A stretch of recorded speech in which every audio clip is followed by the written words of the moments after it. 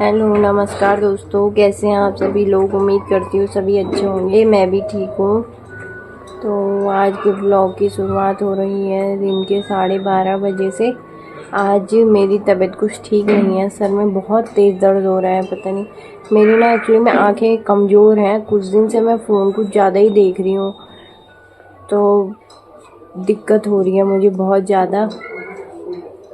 तो चलिए आज के ब्लॉग की शुरुआत। आज मैंने कुछ भी नहीं किया है, आज कुछ भी नहीं पता। सारे कपड़े वैसे ही हैं, बर्तन वैसे ही हैं, तबीयत ही ठीक नहीं है। बस बच्ची को स्कूल भेजा था, उसे लेके आ गई। उसके टेस्ट चल रहे हैं आजकल। और अब बैठी हुई हूँ, अब करूँगी आराम से काम। कपड़े फोल्ड करने के लिए हैं, घर में कितना काम होता है, सब ऐसे ही पड़ा है।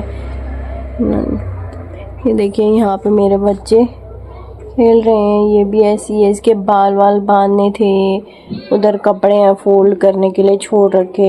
एक ये स्कूल से आके दूसरे फ़ोन पे लगी हुई है। इसके टेस्ट चल रहे थे तो आ गई है स्कूल से। और मेरे हस्बैंड अभी ड्यूटी गए हैं, ऑफिस गए हैं, तो उनको भेजते आज हिम्मत ही नहीं हो रही थी खड़े होने की। एक्चुअली में मेरा पता नहीं क्या हुआ कि जब से मेरे ये बच्चे हुए हैं, मैं तब से अपने सर पे कुछ भी लोड ज़्यादा नहीं ले पाती हूँ। जैसे ही कुछ लोड ज़्यादा लूँगी तो मेरे ना सर में दर्द होने लगता है बहुत ज़्यादा, मेरी आँखों में दर्द होने लगता है। पता नहीं क्या प्रॉब्लम है। डॉक्टर को भी दिखाया था, कुछ निकलता ही नहीं है, पर बहुत ज़्यादा दिक्कत होती है। मेरी तबीयत कुछ ठीक नहीं है। मेरे सर में एक्चुअली में यहाँ पे बहुत ज़्यादा दर्द हो रहा है, ये आँखों पे भी बहुत तेज़ दर्द हो रहा है। एक्चुअली में क्या है कि मेरा ना ये सर दर्द की प्रॉब्लम बहुत बचपन से ही है, लेकिन जैसे मैं स्ट्रेस वगैरह ज़्यादा लूँगी तो बहुत ज़्यादा बढ़ जाती है ना। पता नहीं क्या दिक्कत है, मैं समझ नहीं पाती हूँ। इस चक्कर में देखिए आज घर का काम भी आधा ऐसे ही पड़ा हुआ है, हिम्मत नहीं हो रही कुछ करने की। नहीं, मेरा काम तो वैसे भी लेट ही होता है, लेकिन क्या करें फिर ऐसे ही। आज तो कुछ ज़्यादा ही हो गया है। तो ये क्या बोलते सब, बेटी स्कूल गई थी, वो स्कूल से आ गई है। उसके एक्चुअली में टेस्ट चल रहे हैं, तो आज उसका लास्ट टेस्ट था ड्राइंग का, तो उसको भी अब स्कूल से लेके आ गई हूँ। सुबह 9 बजे भेजा था स्कूल, 9:30 से उनकी जो ये स्कूल की बेल वगैरह लगती है, फिर 10 बजे से हुआ होगा शायद टेस्ट। 12 बजे उनकी छुट्टी हो जाती है। अभी छोटी है, अभी यूकेजी में पढ़ती है, तो उसे भी लेके आ गई थी मैं स्कूल से। काफ़ी देर हो गई उसे लाए हुए। आज उसके कपड़े भी अभी तक चेंज नहीं करे हैं, अब करती हूँ उसके कपड़े भी आराम से चेंज। तो क्या बोल रही थी मैं, तो मैं आप लोगों से सर दर्द की बात कर रही थी। तो ये सर दर्द की दिक्कत बहुत ज़्यादा है मुझे। जिन लोगों को कभी ये एक्लेम्शिया प्री एक्लेम्शिया हुआ होगा, शायद उन लोगों को नॉलेज होगा इस चीज़ का।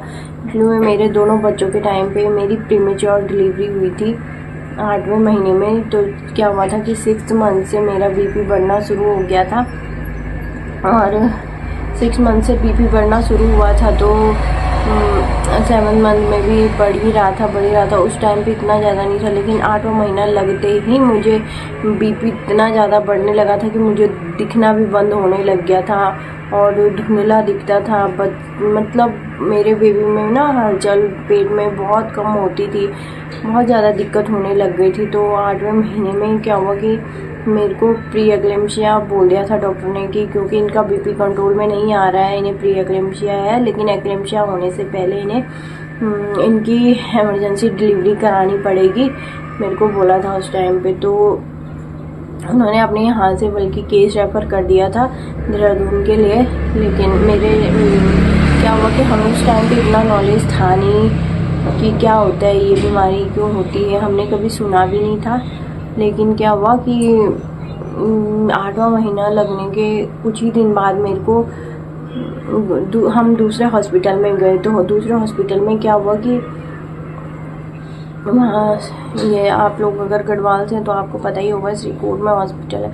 तो वहाँ पे डॉक्टरों ने मेरा बीपी बहुत ज़्यादा इतना था कि ऊपर का शायद 170 तक पहुँच गया था, नीचे का भी मेरा 109 110 चल रहा था उस टाइम पे। पर लेकिन उस दिन मैं फिर भी ठीक हालत में थी। उस दिन मैं घर आई और फिर उसके बाद क्या हुआ कि घर आने के बाद शाम से मेरी तबीयत ज़्यादा बिगड़ना शुरू हो गया था। जब मेरी बड़ी बेटी हुई थी तो दूसरे दिन तक मेरा बीपी ऊपर का चला गया था, 200 पहुंचने वाला था, नीचे का 115 या 116 भी था शायद, मुझे याद नहीं है। मेरे पास है अभी भी वो कार्ड वगैरह। तो मेरे को ना बीपी के अटैक पड़ गए थे, घर पे ही पड़ गया था मुझे पहला दौरा। तो मुझे कुछ होश नहीं था कि मैं कहाँ हूँ क्या हूँ।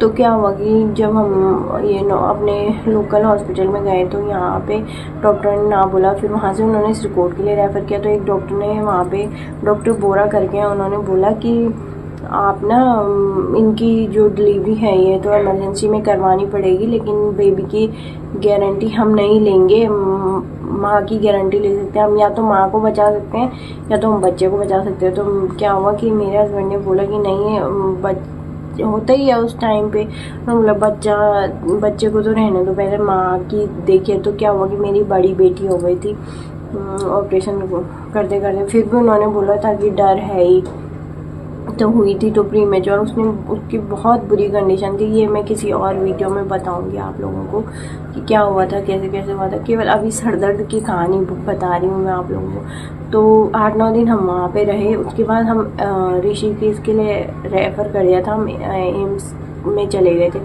तो एम्स में क्या हुआ कि हमने सारे टेस्ट कराए, हर टेस्ट होता है वहाँ पे, तो सारे टेस्ट कराए तो सब में रिपोर्ट नॉर्मल निकली।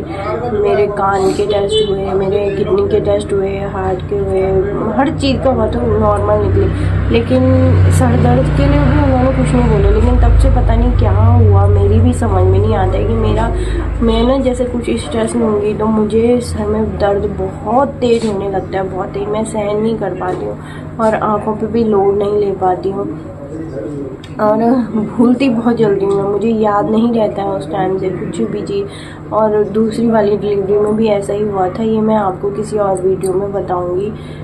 लेकिन ये है कि मेरे को ना दोनों टाइम पे बीपी के अटैक पड़े, तो तब से मेरी पता नहीं क्या दिक्कत है, मुझे ये सर दर्द इतना ज़्यादा होता है। अगर आप लोगों में से किसी को हुआ हो ऐसा कुछ कमेंट में बताइएगा।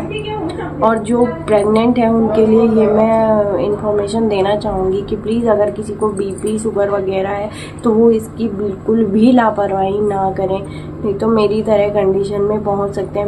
मेरे साथ तो शायद कोई भगवान रहा होगा कि मैं बच गई, मेरा बच्चा भी अब जाके ठीक है। उसकी भी बहुत 5-6 साल तक बहुत पैसा लगा के तब जाके उसे ठीक करा हुआ है।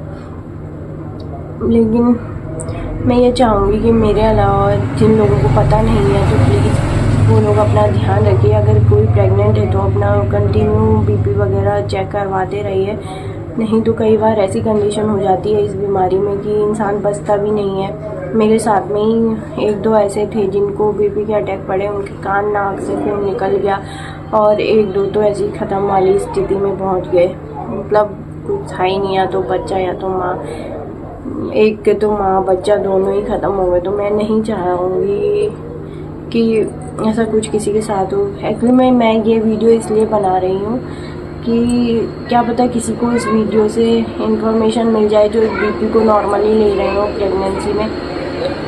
तो उम्मीद करती हूँ आप लोगों को मेरी वीडियो पसंद आई होगी। पता नहीं बोला मैंने कैसे है, मैं खुद भी नहीं जानती हूँ, लेकिन फिर भी मैंने कोशिश करी है कि मैं आप लोगों को इस बात के बारे में समझाता हूँ।